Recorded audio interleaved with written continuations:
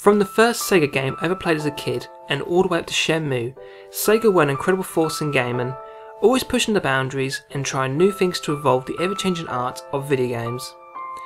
In this special retrospective, I will look at what I think is Sega's greatest accomplishment, and also what some believe is their greatest failure. Its impact on gaming cannot be ignored or forgotten. So in this retrospective, I will cover the history, events, and everything that led to the creation of one of the greatest masterpieces of gaming history. Welcome to Shenmue.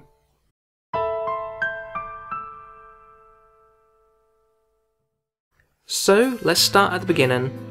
Before there ever was the Sega we've known for the last 30 plus years, there was Suzuki. And okay, there was service games which later became Sega. But before we get off topic, back to Suzuki. Born in 1958 and raised in Iowa Province, Japan, from a young age, Suzuki was encouraged by his father to pursue the arts, showing great promise in both art and music. Later on, when it came to deciding what career he should pursue, I don't think Suzuki had a clue what to do with his life and tried pursuing possible careers like being an illustrator. Then he tried dentistry but couldn't pass the required exam. Suzuki even started to play the guitar, but that dream was short-lived. As good as he wasn't that good, and he knew it. He even stated in an interview that he got to the point where no matter how much he practiced, he just didn't get any better at playing the guitar. So for his next career idea, he took a look into his past and remembered playing with plastic blocks as a child. Seeing the similarities between plastic blocks and the architecture of electric design, Suzuki decided to pursue computer programming at the Okayama University of Science. He graduated from there in the early 1980s and soon after joined Sega. And right from the get-go, he created a game called Championship Boxing, which would be the first of many hits he'd make and produce for Sega. Some of his later games worth mentioning are Space Harrier, Hang On, Outrun, Afterburner 2, Virtual Racing, and Virtua Fighter 1 and 2.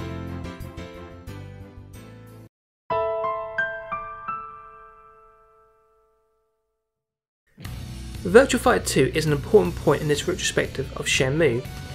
Suzuki had great success with the first Virtua Fighter, but he had pushed the current limits of 3D technology with the first Virtua Fighter and ended up reaching a dead end. The only place to turn for more powerful 3D hardware was the US military, which had graphics that surpassed anything available in the private sector. It was going to be years before that level of tech would be made available outside the military.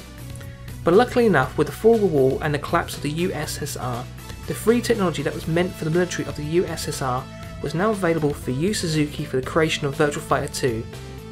It was a fire sale and everything had to go. If it wasn't for the fall, we wouldn't have had Virtua Fighter 2. So this leads me to my next point in this retrospective of Shenmue.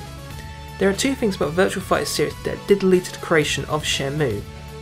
Number one, for research, Suzuki went to China, and while he was there, he was inspired to create a game set mainly in China, even though the first Shenmue starts off in Japan. And point number two, as far as I'm concerned, there is no story to Virtua Fighter, so with Virtua Fighter being a massive success worldwide, I'm guessing it was decided to create a side series based on the same world as Virtua Fighter. So with the time Suzuki spent in China, and wanted to make a game set there, and the decision by Sega to create a side series to Virtua Fighter, the decision was made to start developing on Virtua Fighter RPG for the Sega Saturn. So Shenmue started out as Virtua Fighter RPG, but over time, this project grew and became something much bigger than what Suzuki had originally intended. So I imagine this is the reason why they severed all ties to the Virtua Fighter series. By looking at the character Ryu, you can clearly see he's based on Akira, and if you do the maths, he's the same age as Ryo. And look at Yu-chan, he looks exactly like Lun-Di. Try playing Shenmue for yourself and see how many characters you can spot that were originally based on characters in the Virtua Fighter universe.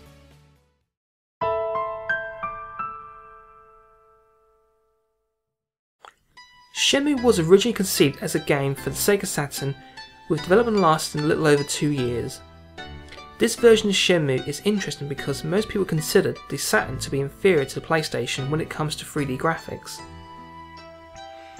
But as you can see in the tech demo, which is the only footage of this version of Shenmue ever released, the graphics are really impressive and the detail on the characters, especially the faces, is incredible for a game on a 32-bit gaming system. Not just that, but this game's world looks amazing and it feels like Well, from what I can see in the tech demo, that Shenmue 1 and 2 in Saturn form was running on that console.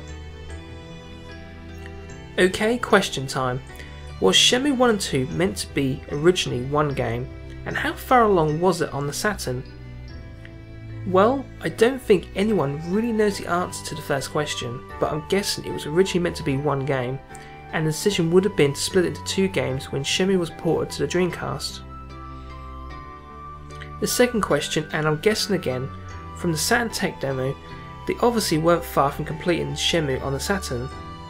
Now, I don't have 100% proof, but this is just rumours on the internet suggesting that Shenmue needed the RAM pack in order to run, but a few years ago it was confirmed that the game didn't need the RAM expansion pack and it ran on just stock hardware. If that's true, that's an impressive feat of game programming, and a shame we never got to play this version of Shenmue. But with lacklustre sales and Sega not being able to find ways to push the Saturn into more casual gamers' homes, I can understand the reason why the decision was made to cancel the Saturn version and port this game over to Sega's next system, the Dreamcast.